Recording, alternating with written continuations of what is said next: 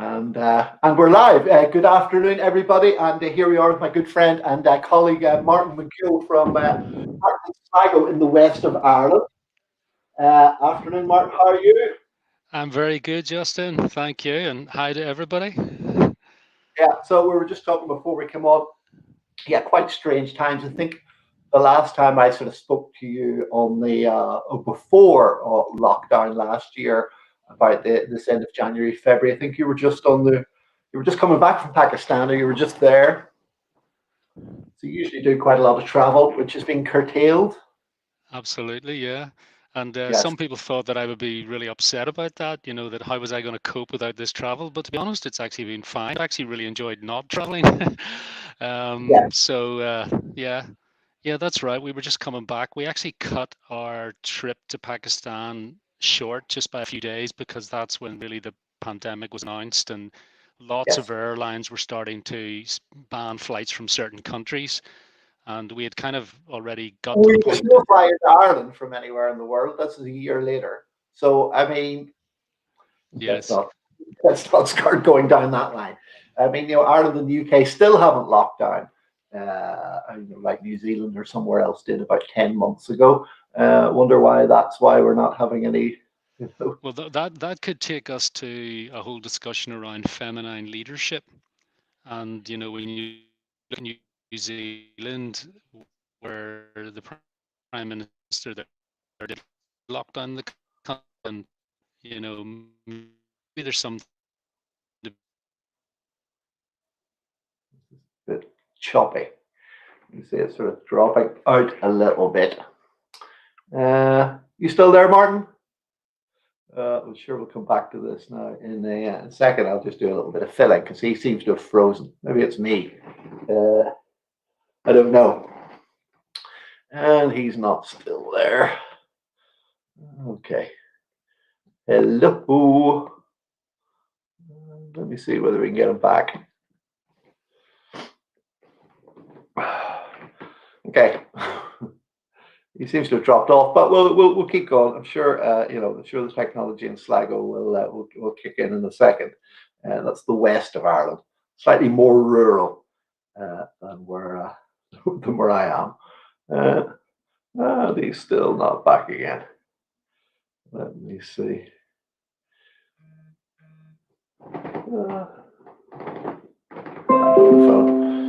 And hopefully he'll be back again in a second. So what we were talking about was that Martin was working out. We're helping to set up one of the courses in the universities out there in Pakistan. So and I'm not too sure. I think he'd been out there a couple of times. So we shall see. I'll stay keep filling. I can see he's trying to open the email again. So whether that's not happening. So if anybody's got any questions for myself or for Martin, talk a little bit about biomechanics this afternoon, orthotics, new advances in orthotics, 3D scanning and printing, and podiatry as a whole. And hopefully he'll be signing back in now in a second. I'll just keep filling. So here he comes back now. Okay, guys have switched technology from an iPad to an iPhone. Something to do with Wi-Fi there, I think. You'll have laptops and stuff. No? Okay, we were just saying. Yeah, okay, so can you hear me? Yeah, Andy, you're back on again. Oh, good. So when I'd spoken to you when you were out in Pakistan. Okay, sorry about that. That's okay. When you've been out in Pakistan, that hadn't been the first time that you've been out there, had it? No, the trip to Pakistan, that was probably my third time to Pakistan, and the initial concept was to look at simply setting up a podiatric clinic in Pakistan to provide MSK services to the local population in Islamabad. Okay. And I was introduced to Pakistan by a girl called Aisha Wajahat, and when I was there, it became very clear that setting up one clinic was a simple solution to providing care to, well, really the elites. And what really Pakistan needed, and other countries in that area, was podiatric education. So how do you train the trainer? And that sort of became a concept. When I came back, I kind of thought, well, okay, go and set up a clinic. Yes, you could have a successful clinic, but really, how does that benefit the nation? And then we started looking at the demographics and looking at what's happening in terms of foot health in Pakistan. And we suddenly found out that Pakistan has one of the highest rates of amputation of the foot and ankle. Indian subcontinent, I mean, Pakistan and India, I mean, it's huge. I mean, I've looked at the figures before. It's like, 20 times as much here as here in the West. I mean, it was colossal, and the effect on families and people's livelihoods and so on was just colossal. So that made us really start thinking, right, well, okay, think of how we were educated. What did that look like? Could we take that model and bring it to somewhere like Pakistan? And that's been what we've been pursuing, and trying to look at how we would link to a university in Islamabad. How we link to a teaching hospital, and then how would we actually facilitate that? Of course, now with COVID and this pandemic, it's kind of pushed everything back. Yes. But we're still pursuing that. And what I've attempted to do is to create a team of people around me who have better skills than I have within the field of education. So, Prof. Ashford, who was the dean of the college, the Royal College of in Scotland, he's come along and helped, and there's other people involved, and we're just trying to think, right, how do we get this off the ground? How do we bring podiatric medicine to Pakistan? And part of that journey, Justin, has been interesting in that we've also met World Health Organization officials from other countries in the region. So exactly as you said, the entire area does not have podiatric medicine, and it has a diabetic major problem. Yeah. So we're exploring that. Statistics are frightening, but of course, I mean, this isn't the first time that you've been involved in education at different levels. Obviously, with your different roles over the years, and with education then through sort of with Firefly and the Orthotics lab. So you've been sort of pushing that quite a lot. Yeah, I think that I was very fortunate as a student and early in my sort of postgraduate career to have been influenced by some great podiatrists, and that sharing of ideas, concepts. Maybe not all, but well, you learn from all these scenarios. So it's always been a part of, I suppose, my remit in work is to share what I have with others and to learn from every podiatrist. And that's led on to, in terms of Firefly, a big part of what we do is MSK education. And we work with podiatrists to help them translate what it is they want to do with orthotic therapy or exercise prescription or whatever it is, footwear advice. How does that all come together to create some sort of offloading regime, Yeah. Because an orthotic is, at the moment, did you say it's a load modifier now? Is that what it does? Yeah, well, that's essentially what I think it really does. It modifies load, yeah. So how does it modify load then? Well, I suppose what you're looking at is all of the evidence that people are looking at in terms of the scientific community originally would have started in, well, how are we altering the kinematics? Yeah. And of course, they couldn't really find that much change in the angle of the calcaneum or whatever, or what's happening to the tibia position in gait, or, So what they started to look at was, well, what's happening to load? And they knew in the early days of, rootweed in Iran and so on, that they were putting these things into people's shoes and people were getting better, but they just couldn't work out why. And really, that's been the history of orthotic therapy. And we don't really know when. Fingers crossed. Yeah. They're going to come back in for the review and everything's going to be good. Is there something happening at a proprioceptive level? Is there something happening? There's all sorts of things going on that we still don't know, and then the evidence moved to the study of kinetics and the loading, and how do you measure the change of a load inside the foot? Well, you can't really do that even yet. So we're still crossing our fingers, Justin. Yeah, I mean that was the interesting thing about the talk with Doug Ritchie a week or 10 days ago, and his excellent new book that in terms of pathomechanics or how things happen rather than the treatment. And again, I mean, it covers a lot in the books. It definitely think will push biomechanic pathology understanding on. I mean, just even the sort of certain things that we're told to sort of measure and quantify, are completely sort of debunked in a lot of things. Like there's more foot dorsiflexion in the midfoot than there is in the ankle. Yet we continue to measure ankle dorsiflexion and equinus and things, and so it's. And I mean, of course, you see, I'm sure people who are working in a quite a sort of advanced way through musculoskeletal work, and people who are sort of quite there's quite a range, isn't there? Yeah, and I suppose the range varies from country to country, and even from one school to another. I think the sort of the frame of reference and the educational models that each of us kind of adopt, it really depends on what was the leadership of the School of Podiatric Medicine you went to. Were they in favor of orthotic therapy and biomechanics and MSK assessments? Were they more into diabetes? And I think that's been the history certainly in the UK, and I imagine it's pretty similar elsewhere in the kind of Commonwealth type countries. So if you look at South Africa, Australia, New Zealand, Canada, United States, those models are all pretty similar. We speak a similar language, and yet we're all coming to that foot and ankle and lower limb maybe from a slightly different perspective, and all trying to arrive at the same output. But it varies enormously, of course. And then obviously the technology then continues to change. I mean, I did a LinkedIn poll a couple of weeks ago, and also in Facebook groups as well. It was interesting to see that nearly 40% of colleagues now are taking or making impressions or taking an impression of the foot with a 3D scanner now. So they're getting away from plaster cast. That's an interesting stat that you've just quoted, because that would correlate with what we've seen. Our orders coming into the lab, traditionally would have been plaster of Paris or foam impressions.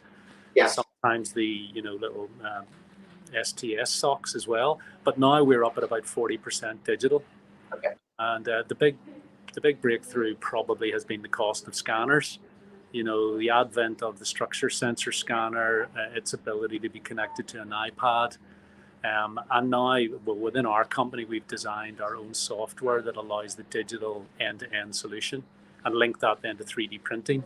So that's quite exciting. And in terms of the 3D printing, it's a sustainable plant-based material.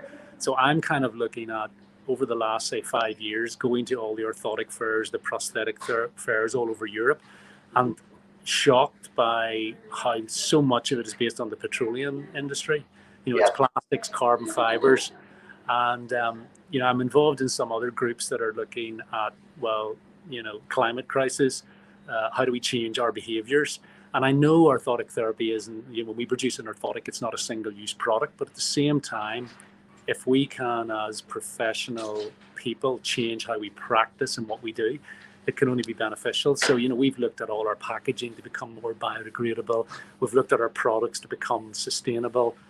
And part of that, I think, is, and there's a slow uptake on it. So that surprises me, and yet it doesn't surprise me. How do we get people to recognize the benefits in terms of being sustainable, And do you just think that then is in terms of people are just used to using sort of traditional materials and they've always sort of done that? I mean, are you worried? I mean, so what are the newer 3D printed that you're using? It's a plant-based, is it?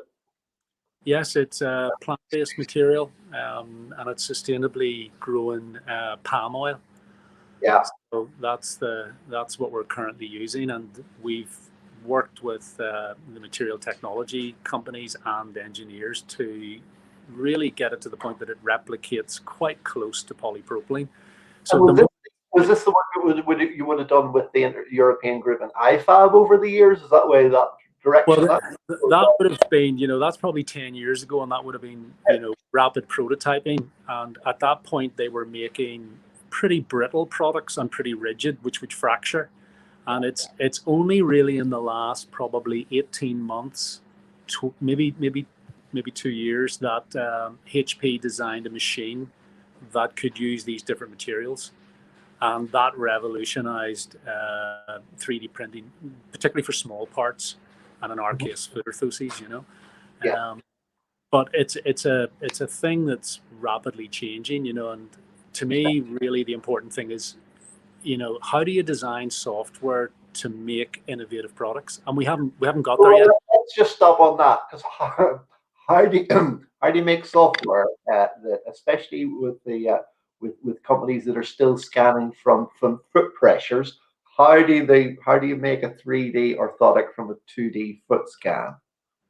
Well, you extrapolate the data, you make it up, and what you do then is you use your 2D pressure plate scan to create a predictive model that's based on the shoe size and a simple kind of, I suppose, arch support. And that is very, very different than what we as the podiatric profession would classify as a custom-made podiatric medical device. And that's a challenge. Because I remember talking to you a few years ago, and of course the way things, and that was probably 8-10 years ago, the way things were going, where the labs were all shifting to more towards a library type of system. And for anybody who doesn't know what that is, I mean, there's they have 90 say different variations of an orthotic type, and they'll match it to the shape and the size and whatever is requested. But it's already, it's pre-made. It's not custom made. And so most of the labs getting away from that now and transferring to the 3D because it's easier rather than having to hold a huge amount of stock and stuff.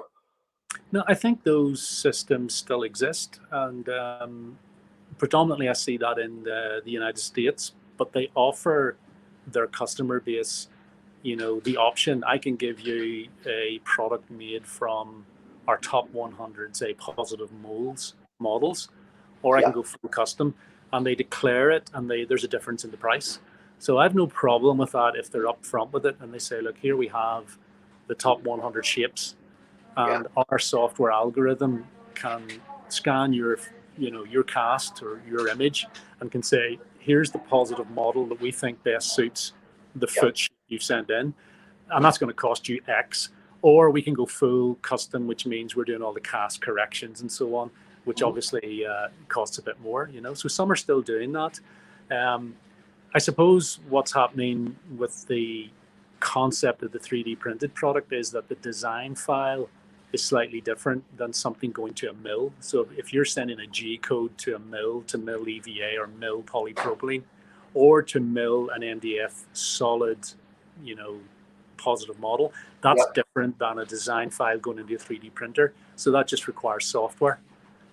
And from our perspective, it was like, can we design a 3D printed, sustainable plant-based product that is very similar to polypropylene? Polypropylene has been probably the go-to product material for the last 30 years, maybe even 40 years. And now the interesting thing is, well, how do we now design products that maybe have a built-in offloader, shall we say, for the second met head? How do we now look at pathology precise designs? So we say, okay, you tell us what the pathology is through your physical examination, your in-depth history taking, your assessment of the foot. Like when you say, okay, well, this person's got a, second met head, synovitis.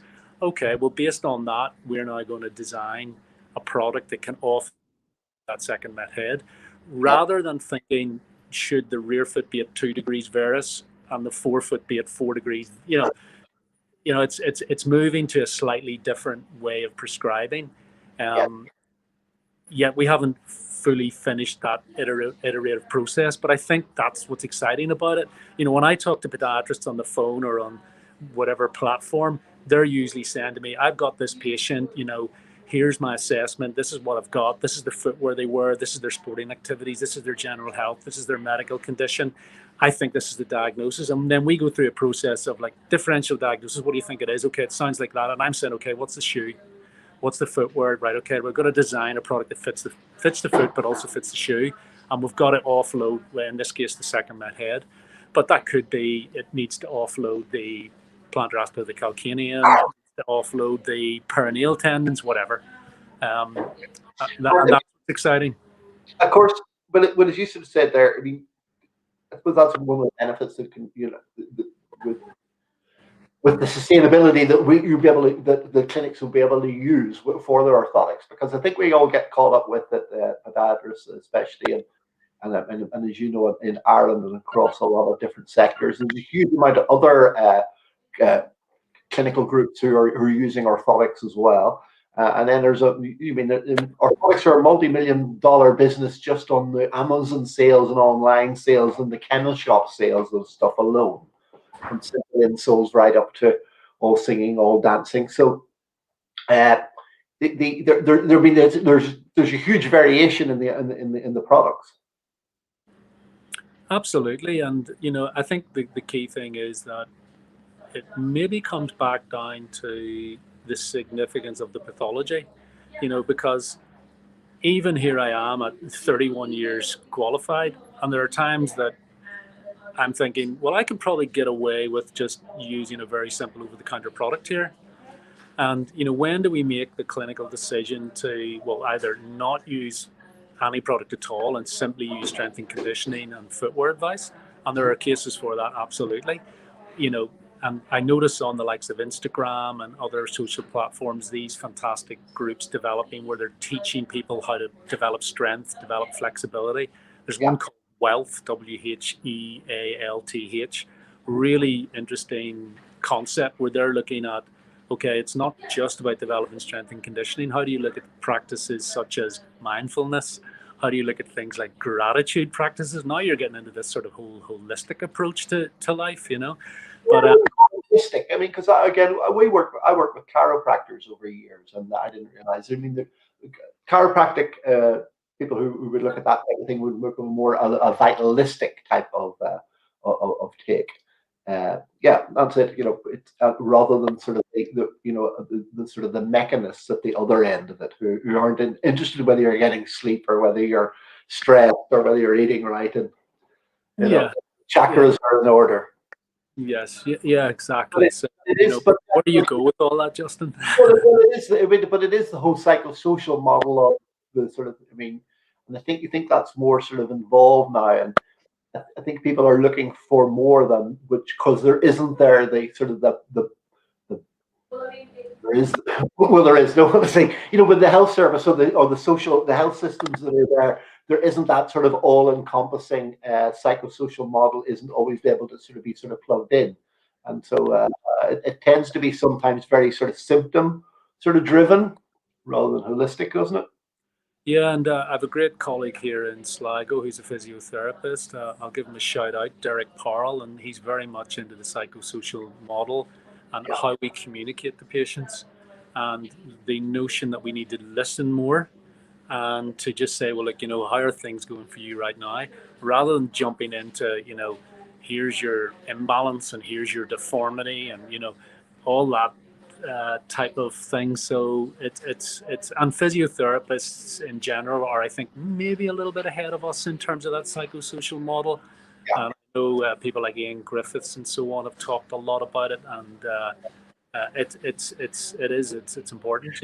Even just the simplest of thing of somebody coming in and being sort of quite hyped up and quite concerned about a problem, and when you can allay their fears, you can automatically see the sort of relief on their sort of face.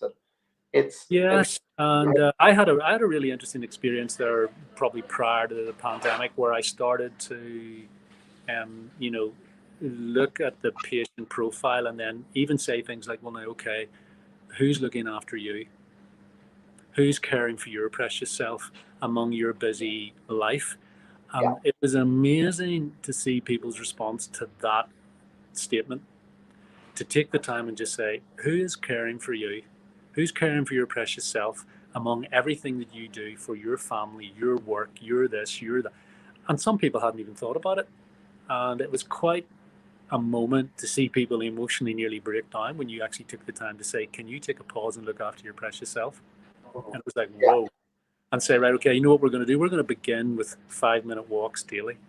And these were people that had, maybe plantar heel pain, but they just couldn't walk. And I said, okay, let's just start with 5 minutes a day. And then we're going to build that up, and we're going to add a little tiny bit of stretching in, and then we're going to, and it's so the psychosocial model it's really significant, and I think our knowledge on it's going to increase and increase as we've talked with that before, and I say some of the practitioners that I work with, and if you listen back to the talk with Ronnie Ward, and again, it's all about the words we use and the especially sort of at a neural level or neuromuscular level. And like other clinicians that I've seen, like David McGeough and Anthony Claffey and things, I mean, these guys are all sort of streets ahead. We were never really, that wasn't part of the really training. We were just, fixing the symptom treatment. Yes. Quite interesting. And of course, as you said just before when we were talking, I mean, a lot of clinics that we know have, never been busier coming out of the sort of first round of the lockdown there at the middle of towards the end of the summer. Yeah, I think that's been an interesting thing for us in that we closed really for 3 months. And then when we opened at the end of June, really, and I know some of my colleagues in the UK and Ireland have had the same experience, that the clinics were incredibly busy. And I mean, I tried to think back and think, well, okay, people have been more active. They've been out walking, hiking, jogging, running, all the different sports. And they also wanted to come out and engage. There was a social interaction there. And they also had more money because they hadn't spent any money in the lockdown. And the governments of both countries had been subsidizing them, So I was surprised to look at the revenues at the end of July and end of August and was like, whoa, we're really, really busy here. So we've been very fortunate as essential health workers, even now in the lockdown we're currently in, to continue working. And we have to show gratitude for that. We're very fortunate. So yeah, and of course, colleagues in the within the health service and HSE, I mean, they haven't had any downtime at all. I mean, they've been busier than ever. Yeah, that's right. Yeah. But again, it's been good opportunities for colleagues who work privately. I know a couple of the clinics that I work with in the UK and a couple in the States, because there has been a more of a slowdown in the appointments coming through the health system. The private practices have benefited sort of quite a bit because they're quite sort of flexible on how they can sort of adapt to what the patient needs. Where the health service seems to be quite slow. Yeah, well, I think for a lot of the health service, and what I'm seeing also now is even, we would have military contracts within the UK. So a lot of the podiatrists are being seconded out of seeing, say, MSK consultations and actually now giving vaccinations. Yeah. So that's been a big thing within the military anyway. So they're now, again, because we're trained in local anesthesia, we can give injections. It makes sense that the government would suggest a redeployment into that role. Yeah. So yeah, that's happening right across the board. And do you see that? Just touching on back to what you sort of said before, and that's where it sort of dropped out when we talked about sort of the. You sort of wanted the sort of female sort of perspective on the lockdown, and obviously we're in quite a sort of female friendly profession.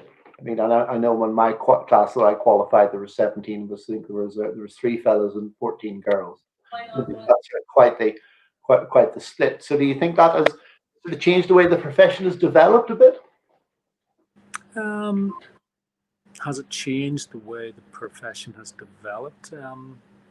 Well, I mean, I think feminine leadership is going to be different than male leadership. And, I mentioned that just in the concept of New Zealand. And, New Zealand's an island, so is the UK, so is Ireland. And yet they very effectively locked down, and I sometimes wonder, is there not wanting to completely slam the masculinity, but is there sometimes a toxicity with it, ego driven, and the masculinity needs to find its femininity, if that makes sense, the yin and yang. And it's not even yin and yang, it's yin yang, it's the two things together, And I think sometimes that we need to, and maybe, you know, there's a whole discussion around the decisions men make, the decisions women make. And it's interesting that, you know, men tend to make decisions that, you know, you and me are sitting here being interviewed, and we rise up in these organizations, and we need to take on board our feminine side and maybe look at things differently. Now I'm going off on a complete different tangent. This should be another podcast somewhere, you know. Yeah, well, yeah, it's quite female sort of driven. Yeah, I mean, just because of probably the numbers, but yet if you go to the leadership in something like the different organizations, they are predominantly still men.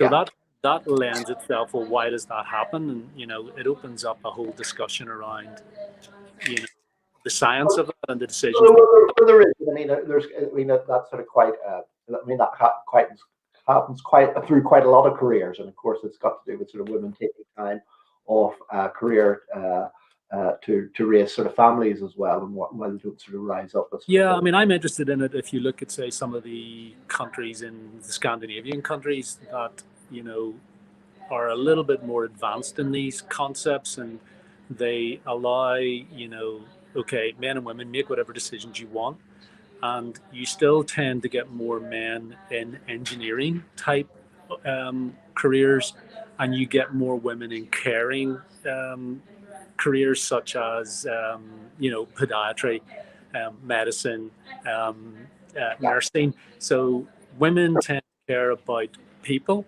and men are thinking more about things. Maybe that's do you think then that's why the dietary then isn't quite as business sort of driven in terms of sort of private work, or outside I think that might be more to do with the educational system. That, you know, let's take Ireland as an example. You know, if you're trained in Northern Ireland, you were trained to enter the NHS. You know, over in Galway now, you're trained to enter the HSE. You weren't really trained to be in business. So it's more of a sort of, you know, business training concept. I don't really know whether it's to do with the gender in terms of more male, more female. I think that there's, you know, lots of very successful female business people. I just think that's the structure of the educational system, and then the healthcare systems that people tend to be employed in. Yeah, and then in courses that say you were going to develop in Asia, I mean, would that feed into the health system that's already there? Well, I'm glad you brought that up, because we're at a really crucial point at the moment. Because initially we looked at it and said, well, why don't we replicate the type of educational system that we had, which was kind of, you know, allied health model, you know, 3 or 4 year degree course, and, you know, a training clinic built into the university structure, you know, free care for the patients coming in. And we ended up meeting representatives from the Pakistan Medical Council, and they really threw a curveball at us, and they presented a slightly different model. And they said, what we would like you to consider is, rather than, well, let me just back up one step. We were trying to position podiatric medicine alongside dentistry and medicine, rather than as an adult health profession, because what happened in Pakistan with physiotherapy is pretty sad and sorrowful. They didn't get the profession regulated. They opened a school. Lots of private universities saw it as an opportunity now to make money. So let's get X amount of students enrolled for physiotherapy, run a 3 or 4 or even 5 year degree course. We don't care what happens to them after that. We don't care if there's a structure in place that they can get a job or not. We just want the revenue per year for each student. Yeah. And what happened then was no regulation, poor quality. Everybody within medicine then goes, those physiotherapists don't know anything. They're dreadful. So what we looked at was, right, what's really important here is regulation. And then, because of podiatric medicine being part of the Royal College of Physicians and Surgeons in Glasgow, alongside dentistry, alongside medicine, we said, okay, this is our way of presenting podiatric medicine. So let's position it that we want to be regulated by the PMC, the Pakistan Medical Council. They then said, what we want you to do is consider not creating a 4-year allied type of health program. Give us a 2-year fellowship program that we can train medics to be podiatrists. Okay, so this was really interesting. So could you then replicate a 2 years master's degree type program that's in existence in the UK? Could that be created into some type of fellowship program so that a medic who's just qualified, rather than specializing in rheumatology or in orthopedics, they can actually specialize in podiatric medicine? Now, that model would be transferable all over the world because all the other countries recognize medicine and the training program is the same in each country. So that got me really quite excited that you could create a 2-year master's degree program that really would become a fellowship program. And that's where we're at now. And we're not sure whether we can actually make that happen or whether we're going to have to go down the route of a 3 or 4 year, allied health type program. Well, that's quite interesting because, of course, that would expedite.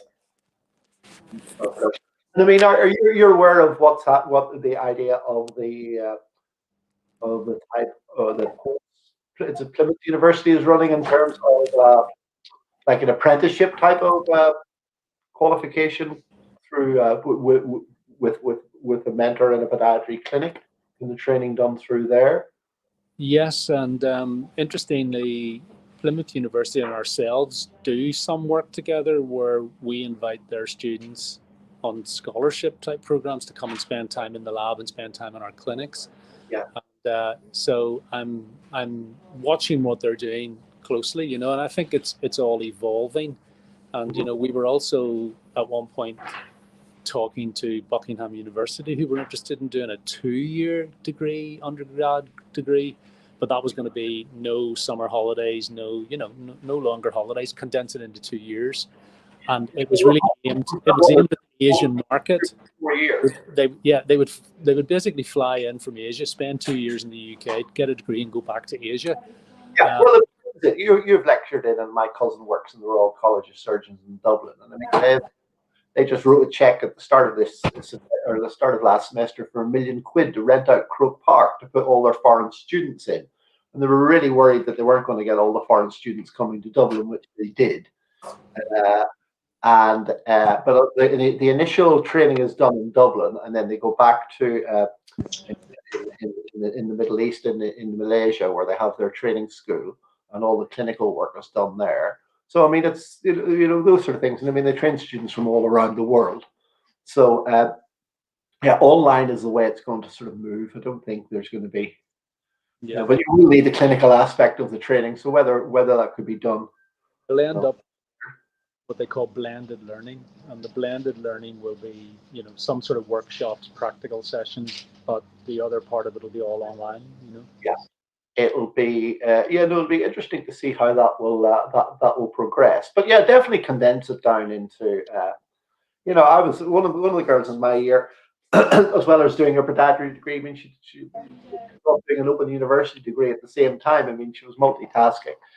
We were far too busy enjoying ourselves in London and all sorts of things. But it's the courses are sort of quite stretched out quite a bit.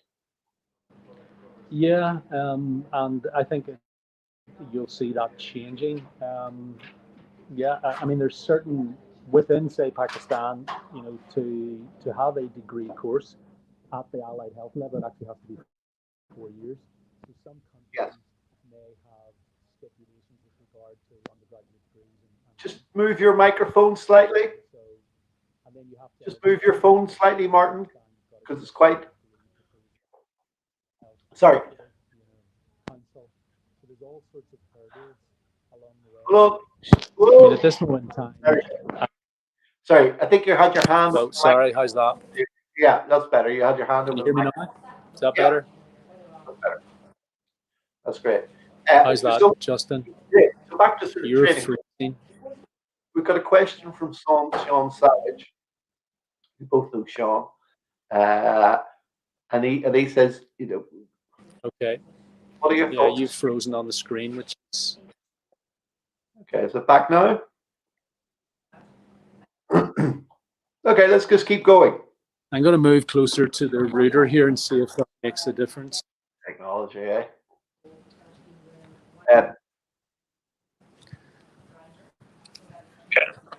So Sean's question, the crux, what do you think about why do you think that some students now are still being taught old paradigms? But well, that's just laziness in the course and the things. I mean, I know that a lot of courses are sort of at sort of quite a high level, and they haven't just blown off the dust on 40-year-old notes.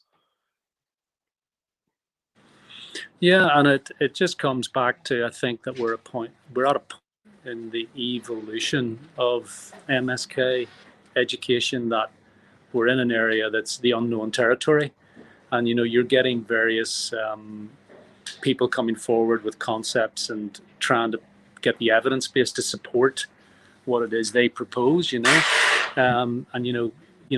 great work by, say, the likes of Emma Cowley and what she's trying to present in terms of how do we teach podiatric biomechanics to the younger generation?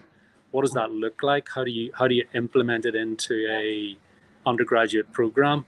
And if you had Doug on last week, that Doug really is very much still of the root weed Orion model, and subtalar neutral, lock that lateral column, plantar flex the first ray. Yeah, I'm read his book. He's a lot further on than that. Yeah. I was quite interested. When I was quite interested, I mean, he was quite a split in the States. I don't know whether you saw it from the biomechanist and the surgery. And I mean, he was sort of saying that the podiatry seems to be a quick way for people just to get to do surgery and residents sort of do it. And the biomechanics sort of get quite skipped and left behind because it's the rush to surgery. And obviously, we don't have that as much in Europe, where we don't have as much of a sort of surgical sort of bias to problems. But I mean, that's. I mean, you must see that a difference because you spend quite a lot of time in the States and stuff. Yeah. Although I would say that the knowledge of sort of paradigms of orthotic therapy, biomechanics, MSK is probably more advanced in the UK and the likes of Australia than it is in the likes of the United States. Yeah. And I find that really over the last decade, the United States has really lagged behind in terms of the new evidence base that's out there. Yeah. So I think UK, Ireland, Australia, way ahead of because they're coming back to there because again it's more sort of a health and insurance business and symptom treatment and yes units of production out the other end for the insurance companies. Yeah, it's a whole different market, but yeah, I think maybe there's been an increase in their desire to do surgery as well. That's maybe part of it. Yeah, and it's yeah, no, definitely. There's certainly there's some good podiatry skills and some not so. Just the biomechanics is not so advanced. But again, as you said, it just depends on the level of the lecturers and stuff as well, and also the students, the student interest as well. And of course, you and I would probably go all the things about that. Everything's biomechanical related. Well, maybe not quite, but yeah, if you think of the psychosocial model, what else is going on for people?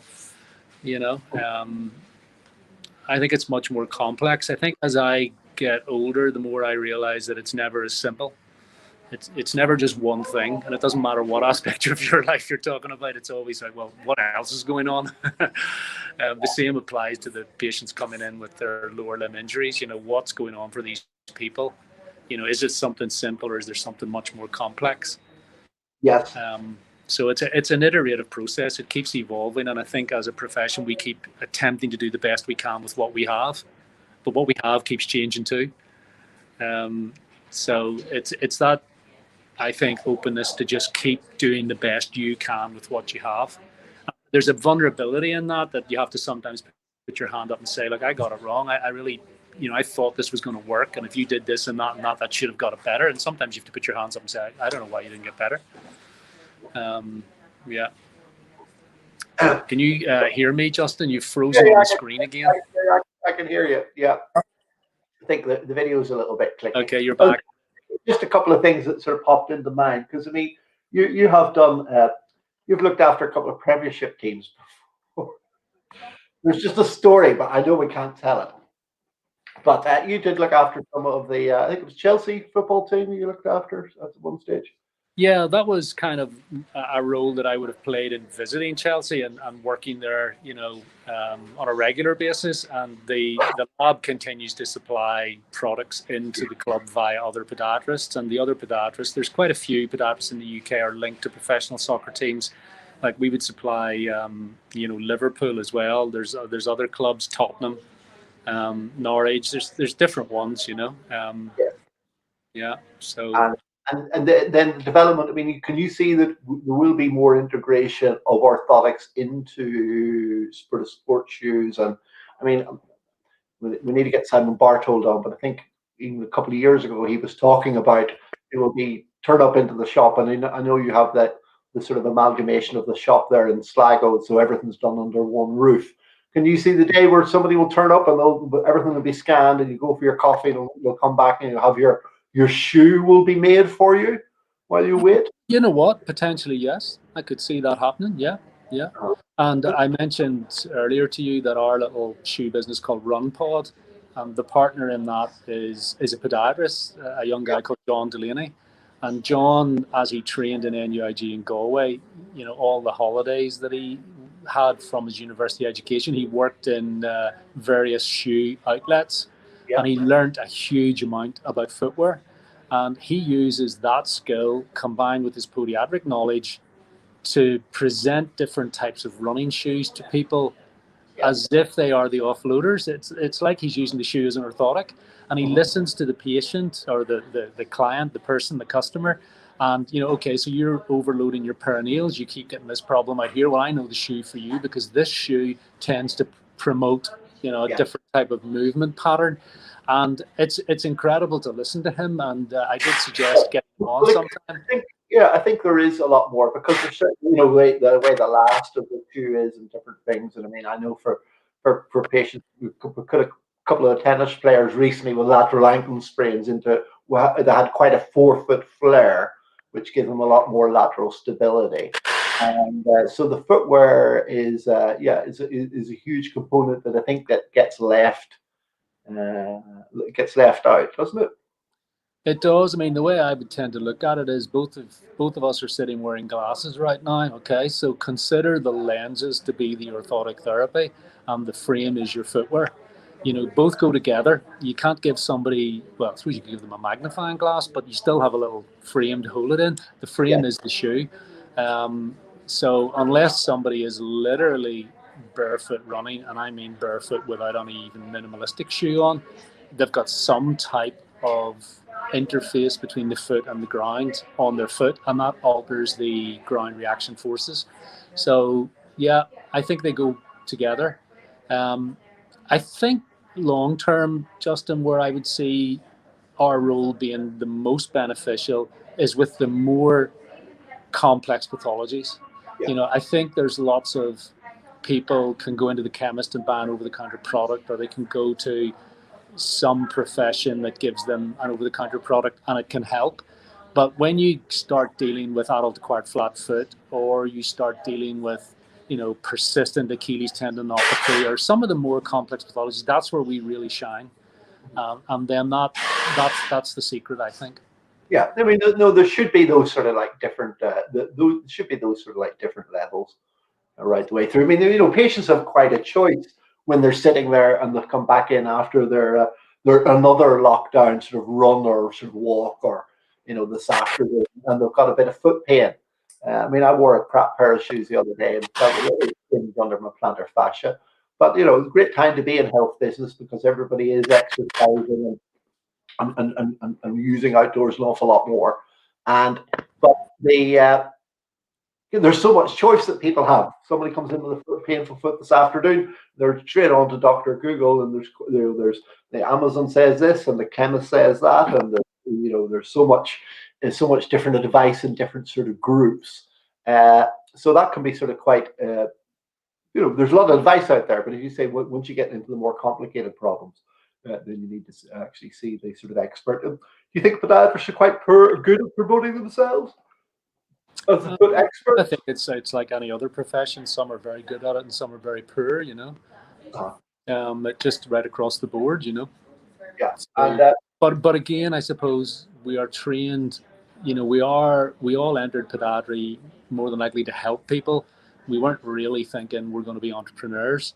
There was something that made us think, well, I want to do this because I want to contribute or care for someone. The educational system was, we're going to train you to be in the NHS, or we're going to train you to be in the HSE. Yeah. And then all of a sudden, some of us have found ourselves in private practice and starting to think, well, what's a business plan? What's cash flow? What's profit and loss? And, how do you develop all of that? Yeah, but I mean, that's been my gig over the last year or more now, and that's it again. Different people are at different levels. I mean, some people are sort of very, some people are, just think you just need to open up. It must be easy. Everybody's doing it, and then all of a sudden there's a huge amount of headaches, and they don't really have a sort of plan to how they're going to develop the business and how that's going to, what they want from it. And I mean, I find that if people have come away from working for other people or working for health service jobs, they've ended up, they've been busier and working harder for earning less than they were working for somebody else. So it's not all it's cracked up to be. But certainly, people need to have a plan and sort of structure it, and not to have a business should be working for you, as you probably know, rather than you working for the business. And it's what otherwise, I mean, there's a lot of people who would be better off working for somebody else. It sounds like a great idea, though, but it's not always the case. Pardon me? Sorry, missed that. Pardon me. Okay, we'll skip over that bit. You hear me? Okay, we're back on again. Move closer to the router again. I'm just moving closer to this router. The Wi-Fi seems to drop off a little bit there. So Neil wants to know. I'm just moving to the router because the Wi-Fi dropped off a little bit.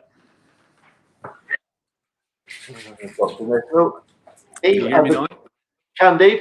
So Neil wants to know, I have a keen interest in how foot devices stimulates the foot rather than purely thinking of the device as a physically influencing function. I'm talking extra stimulates the foot. The first thing that jumps to mind there is the concept of how it affects proprioception. And I know that Doug Ritchie has done some work on this, where you examine the postural sway of someone when they're barefoot, and then compare that to when they're standing in a shoe, and then when they're standing in a shoe with an orthotic in, and then looking at the different materials. And interestingly, the harder the shell material, the better the balance. I suppose that's a bit similar to, imagine standing on a hard floor on one foot compared to standing on a yoga mat. The balance changes, so you get a different postural. I heard a story years ago, and it's just we had a couple of emails with Ben O'Nig, who were aware of his research, and it was all about neuroproprioceptive feedback and things. And that was it. I mean, I heard a story years ago, whether it's true or not, that they tried to make a Nike Air ice hockey boot, and they gave it to one of the professional teams, and the guys went out and couldn't skate it because they couldn't feel the ice. Hence why there's not a Nike. There was no feedback.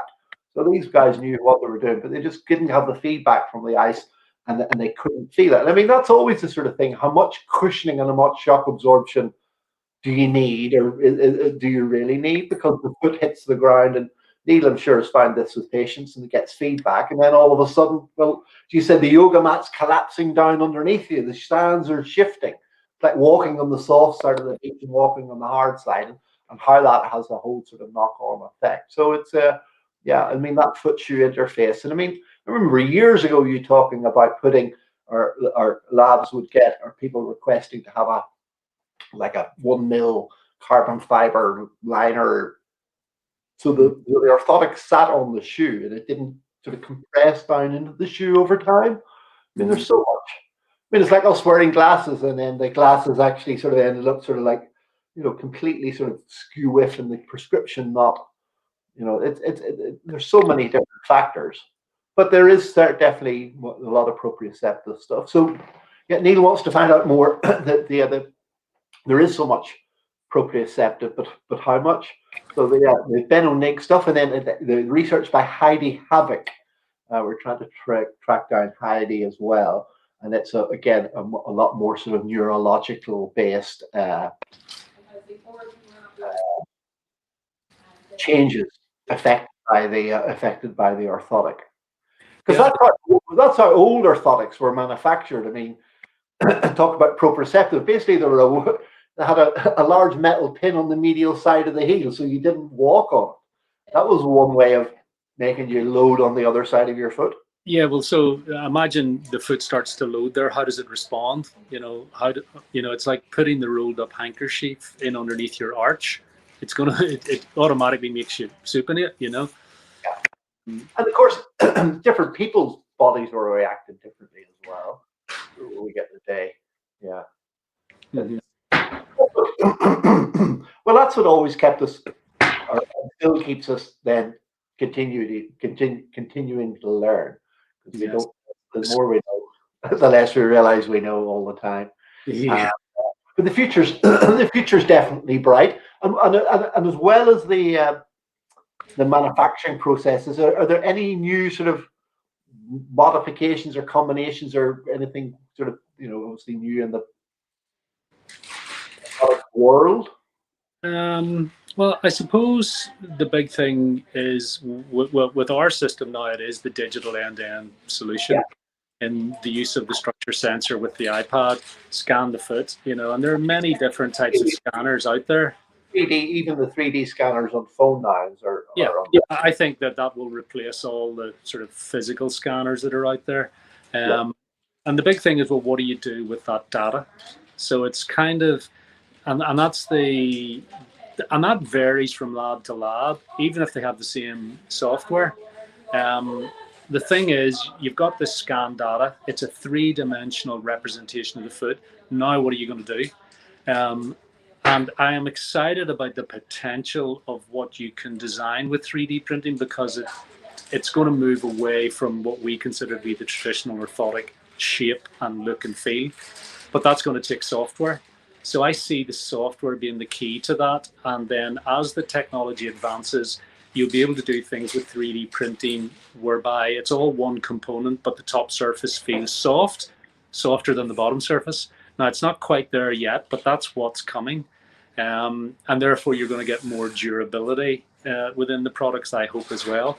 So, yeah, I think the exciting thing is the software. Now, a couple of things we've done is we've built in simple things like metatarsal pads, second met head offloaders. Now that needs to be evolved to different pathologies. So pathology precise orthoses, that's where I see it going.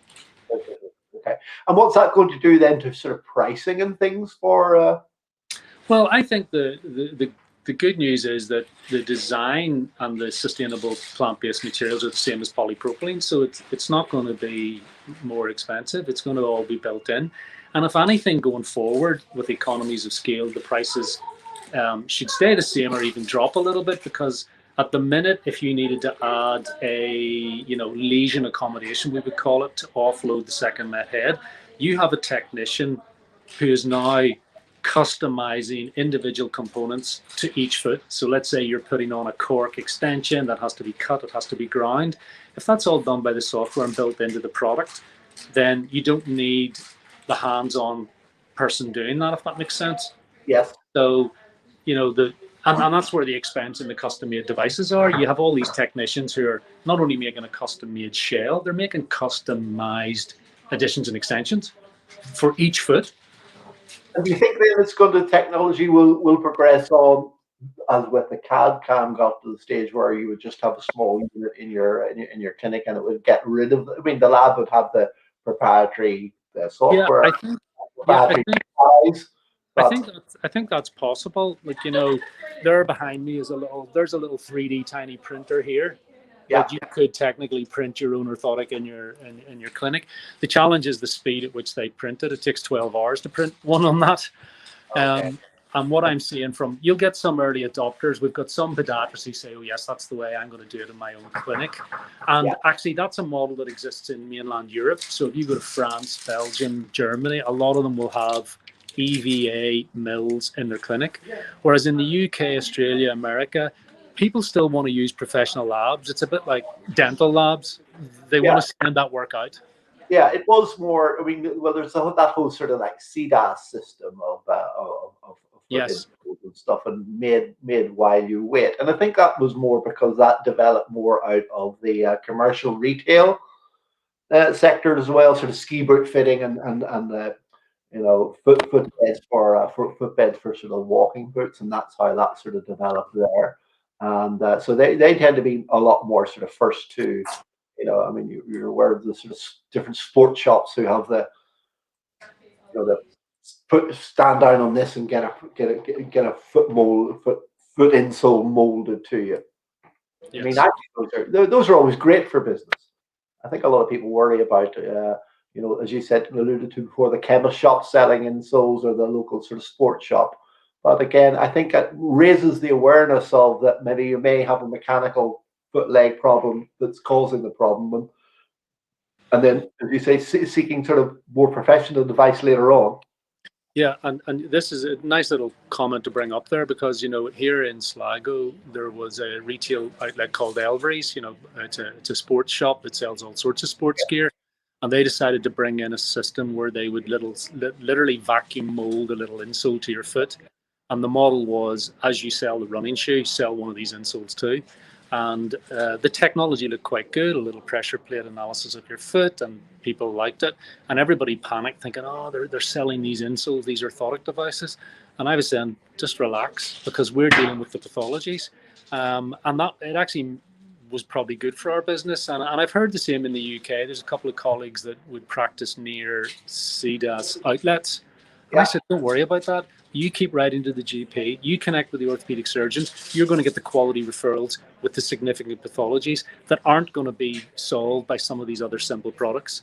And that's your differentiating factor. That's what we do. And that's why you hear me keeping using the term podiatric medicine. You know, I'm not saying podiatry, I'm not saying chiropody, I'm saying podiatric medicine. And I'm trying to get people to really think, right, we're at a slightly different level here. And that what we're doing is seeking to treat you in a medical way, you know. So, yeah, no, I know that from before. Again, no, it has raised profile. Again, a colleague down in the country, somebody, you know, had a foot pressure, push the button and get orthotics. This is 10 or 15 years ago, and then they were very concerned about their practice, and then they ended up never busier from issues that were happening from the other clinics. I mean, so it can be. Yeah, in actual fact, it helps with the marketing of the whole concept. Yeah. Mm-hmm. My foot, my hip, or my back problem might be related to my foot. Yes. Yeah, no, I think we need to be more. You know, definitely need to shout that from the rooftops more, that podiatric medicine can make a huge difference. You know, right across, as you alluded to, through the diabetic, through musculoskeletal. I mean, yeah, well, you know, that's why I talk a lot about the Royal College of Physicians and Surgeons in Glasgow, and I would counsel everybody to seek to be a member of that. And actually, through our office here, we do assist people in applying to get memberships or fellowship positions, which we've helped a lot of people get. And I know I've a lot of friends in medicine, and, you know, suddenly I had a fellowship from the Royal College of Physicians and Surgeons, and they were like, how did you get that? I was going, well, I was invited to have it. And, you know, think again, in Scotland, in that Royal College, they have not invited occupational therapy, they have not invited physiotherapy, they have not invited dietetics, they have invited podiatric medicine. Why?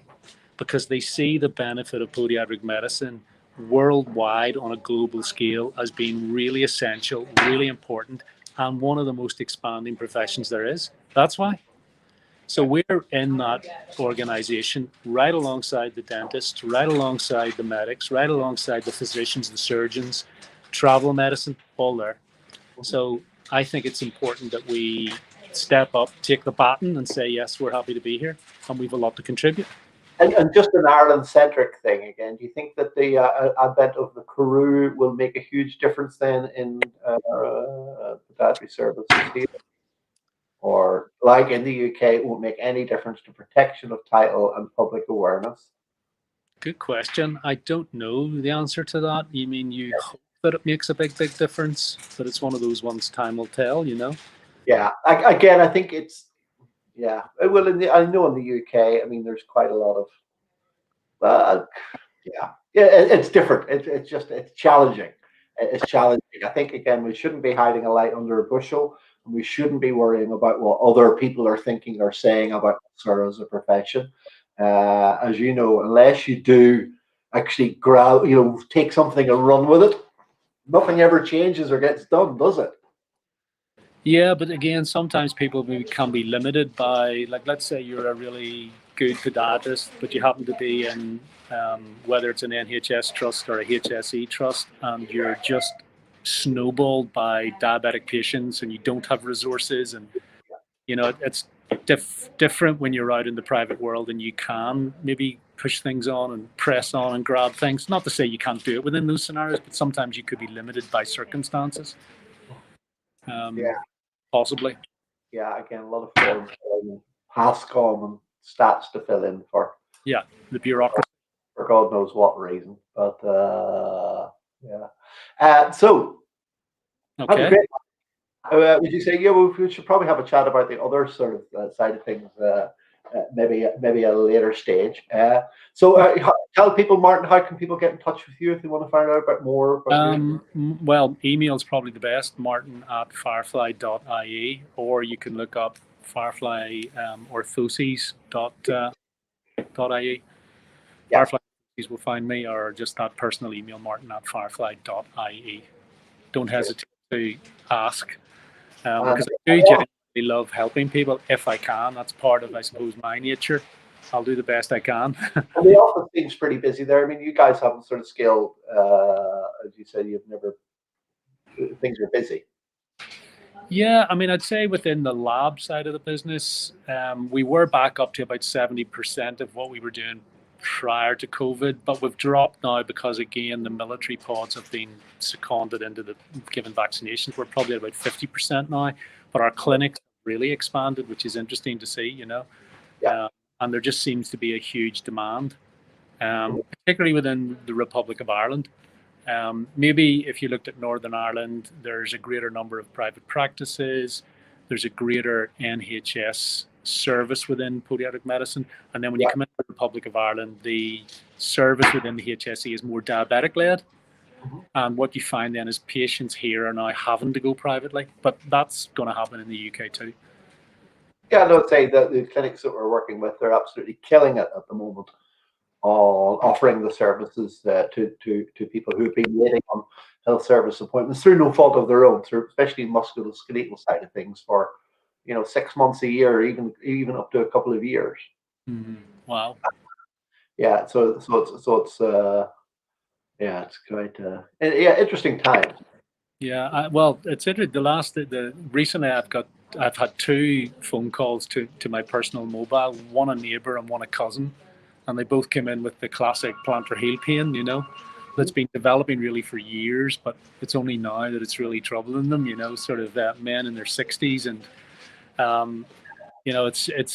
it's all out there, they're constantly coming, aren't they? I mean, just we're always going to be of service to people like that and so on. So that's everybody loves foot and leg problems. I mean, I think nothing to admit Tony and Navin, but I mean, I couldn't sit and look at somebody's mouth all day. It'd be quite dull and boring. Full biomechanics is a lot more interesting. Yes, absolutely. And I think one of the things, what we should all think of podiatrists is that what's gravity doing to everybody? putting us into the ground, Justin. And Yeah, you know, order. yeah. So you know, how do you resist gravity? Well, you got to get strong. So you got to do some sort of strength work. But after that, it's back to the footwear. It's back, you know, to whatever. But I find that fascinating. Gravity. Yeah, working again. Don't start me. That's great, Martin. Thank you very much. Thank you, Justin, and bye, everyone. Have a great weekend. Okay, we will do. So thank you very much, everybody. We'll get rid of this. Okay. And we'll get rid of finish this. Cheerio now, everybody, and speak to you soon.